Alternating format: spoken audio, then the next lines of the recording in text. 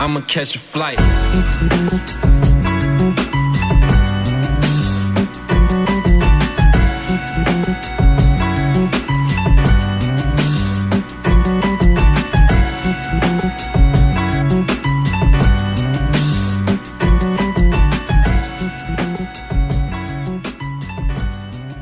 Hello, welcome back to another episode of A Cool Glass of Water. It's our second episode. I want to take this chance to thank all the listeners and the shares from last week's episode. I greatly appreciate that. A lot of positive feedback, and I invite more feedback. Let me know what you like, what you don't like, what can I do better, what can I change as both the podcast and a comedian. Just send me a message. Which brings me to how I want to start off today's show with a quote I read recently. It is not enough to have the courage of your convictions, but you must have the courage to have your convictions challenged. And that was by Chris Phillips from his book, Socrates Cafe. It's a philosophy book. And I started reading philosophy. One of my mentors, my Uncle Glenn, said that it would help with my joke writing, kind of like on the irony aspect of it. And a lot of comedians thrive on irony, like Bill Burr, for example. Even Bo Burnham, very ironic comedians, which those are two of my favorites. Those are two of my favorites. Check them out. They both have Netflix specials, multiple ones too, so you can kind of get a lot of their material and see what they're about if you're interested in that. I don't know if it's helped my writing so much yet, but it's still definitely an interesting read. So I highly recommend it. That was Socrates Cafe by Chris Phillips. Now, I want to get back to the quote and how it applies to my comedy. One, it helps with my bravery to get on stage. And then, it is not enough to have the courage of your convictions. I look at that as it's the courage of your comedy. My comedy are my convictions. And the courage to put them out there and put yourself out there, go on stage. And then the ability to accept feedback, I look at it as the courage to have your convictions challenged and the ability to continue to move on and adapt as needed. But then at the same time, have the ability to say, well, no, fuck that. I'm going to keep being myself. So I had another show. It's my fourth show. It was at Tempe Improv. And leading up to the show, I was taking what I learned from the show that I bombed at, which was my previous set. And I wanted to apply that to this show. I wanted to bring it back to having fun, being authentic, and not worrying about being funny or topping my last set, which is what happened the set previous, is I tried to top the one before that. And I put too much pressure on myself, and it didn't turn out how I wanted it to turn out. And I also wanted to apply that to my writing process and make sure that I was having fun with that too. And then for those of you who have seen my set on my Facebook and my YouTube channel, this was the sort of along the lines of my last set at Tempe Improv when I did the Magnum condoms bit. And I took it back to the dick jokes, and I fully understand that seems to be what I'm doing right now, and I own that, and I will continue to own that proudly, because I think I made a decision. I'm going to actively try to perfect the dick joke, and I'm not ashamed to say that. But so rehearsals, they were a lot easier this time. The set was simpler, and I didn't try to overcomplicate it.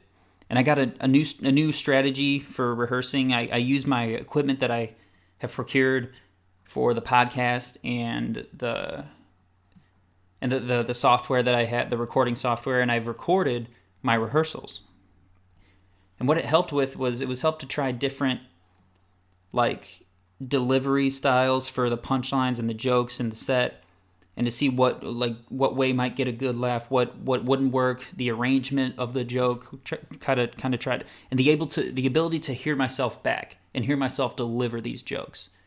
It really helped, and it helped immensely with my memorization. I don't know, I guess with just hearing it back, kind of a more hands-on, type of process to the rehearsals and to the whole process. and it helped a lot with my memorization. So the show was on a Wednesday, and right in the middle of the week. So, I had to work that day, but I woke up and I was just only thinking about the show. And I really didn't want to go to work, but I was really hoping that that day was a quiet and easy day. So naturally, all hell broke loose, but you get through it. I got off work. I drive home and I'm absolutely worn out. All I want to do is just lay down and just crash. But I take a shower, rehearse a little bit. It goes okay. I say, all right, I'm just going to head to the show and do this thing. So I get to Tempe Improv. And on the way to the show, on the way to the venue, I had the audio rehearsals on my phone, and I had my earbuds in listening to the set, trying to keep it fresh in my mind and everything. And the show coordinator tells us that we've only got 12 comics tonight, which was good because the last time at this, it's called the New Faces of Comedy. This open mic bit, it's the New Faces of Comedy at Tempe Improv. It's a lot of fun. But that last time I was here, it was like 23 comics, and we were just really restricted to 5 minutes. But he said we only had 12, so we could allow for about 6 to 8 minutes, which was cool because my bit, it ventured into the 6.5 minutes, and we were only supposed to get 5. So I was that's another thing I was stressing about. I was like, how am I gonna squeeze this down into only 5 minutes? And I was a little nervous about rushing through jokes and kind of trying to fit it all in. But when he said that we had 6 to 8, it definitely took the pressure off. So he gives the lineup, and I'm 5th, and I'm like, thank God, I did not want to go first again. That would have, I don't know if I'm ready for opening the show yet, but yeah. So right before the set, my set, and I'm standing backstage, and I'm listening to Arizona Lou.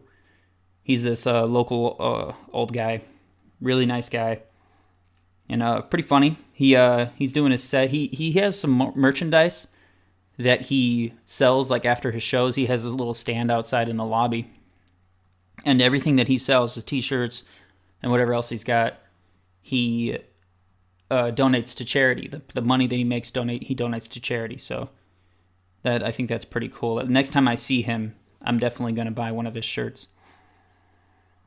But I'm standing in the back and I'm listening to his set, and I just hear the crowd just talking over him, just having conversations with each other, barely paying attention to the comic. And I'm like, and it bugged me. And it was the table right near the front, just talking. And I'm like, if you're gonna do that, don't go sit up front and do that, because that's distracting to the comic. We're trying to do our thing here. We're amateurs and we're not professionals. We're not gonna. We haven't learned to overcome that yet, so it might distract us and throw us off our game. So if you ever go to open mic, just give the comics your respect and let them do their sets. Whether they're funny or not, just don't distract them by just being rude and talking over their set. You're not there for that. And despite if you're only there for who you want to see, then still shut up for the other ones. So yeah, it bugged me, and I was trying to figure out how I would be able to give them shit while I was on stage, but I was afraid that if I did that and I got out of the element of my own bit, that I would get lost. And I just decided I don't want to do that. But I wasn't going to let him get away with it. I did have something up my sleeve. So I get introduced to start my set, and it's going well. And I hit them right away with a joke to grab their attention. And I realized, and I've learned, that during your sets, that's key. That's key to really get the audience's attention right away. So I used the joke about how some people are attracted to a certain type of person. Like, we all have our types. Like, girls like a tall guy or a built guy or a guy who's an intellect. And guys like women who have vaginas. That's pretty much all we require. But we're not picky. But and then I rolled right into the joke about religious girls, and it didn't hit like I thought it would. I'm kind of wondering if it might not be funny, but I'm kind of wondering if people didn't really know what the Westboro Baptist Church is, that radical Christian sect of, I don't know, it's like a cult, and they just go and protest like veteran funerals and stuff like that, and then like Hell's Angels show up and shoo them off every time. But yeah, so I pressed on, and I had a little bit of a lull right in the middle of the set. But it was a really tough crowd that night. If most of the comics actually had trouble with this crowd, but I got to the part of my set where I was sexting my girlfriend when I was in Phoenix and she's in San Diego, and I wish my dick could reach her from Phoenix. And right as I was getting to the part where I was doing the texting bit, I moved over to the table that had the Chatty Cathy's on it. And then I got to the part where I was coming, and I made sure that it got all over that table because they were being rude. I came all over that table. I looked down, and the girl right in front, I was just standing pretty much right above her. She just looked down. She didn't want any part of it. And I was like, well, don't be rude. Don't be rude. And give these people your attention. Yeah, I just realized something. I've done 4 sets. And 2 of them I've finished with me coming. I don't know why that is. The crowd seems to like it.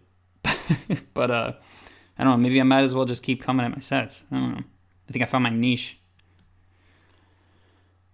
But yeah, overall I was happy with my set. It was a lot of fun. And after the set, I went to a comedian. His name was Micah. He was actually at my first time at Tempe Improv too. And a very funny comedian. He's got a really funny set. And I'm trying to get him on the show next week. And he'd be my first guest on the show. But even he said, it was like, fuck this crowd. This shit was good. Like, he's like, I don't know why some of those jokes dropped. And even his set, which his set is gold. The crowd just, it missed at points what I thought was funny. But overall, it was a good night.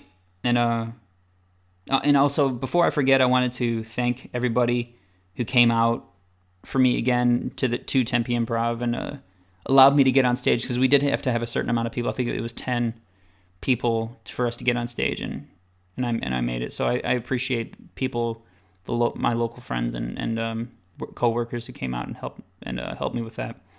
But if you want to check out the set, it's at www.facebook.com/charles.gertz.1. And it's also on my YouTube channel. Just search Chaz Gertz. And I would give it a URL for it, but I need at least 100 subscribers. And I've only got like 7 right now. So if you dig it, subscribe. I'll put some more good stuff on there, and I'll get a better URL than just some code that YouTube gave me.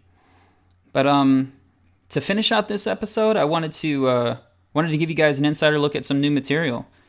Not only new material, but I'm workshopping a new character. This is more like a monologue / short story that I came up with than a set, than an actual like joke set. So I don't know if I'm just kind of working it around, seeing what people think. But yeah, I'm workshopping a new character, and I found myself as I was rehearsing this bit to naturally have a Northeastern / Boston accent for some reason. I really don't know why. It's just what came out. And I'm sure it's terrible. It's a terrible rendition of the accent, but I just rolled with it. And I'm going to perform it for you guys today. So this bit is called The Treaty of Netflix. And here we go.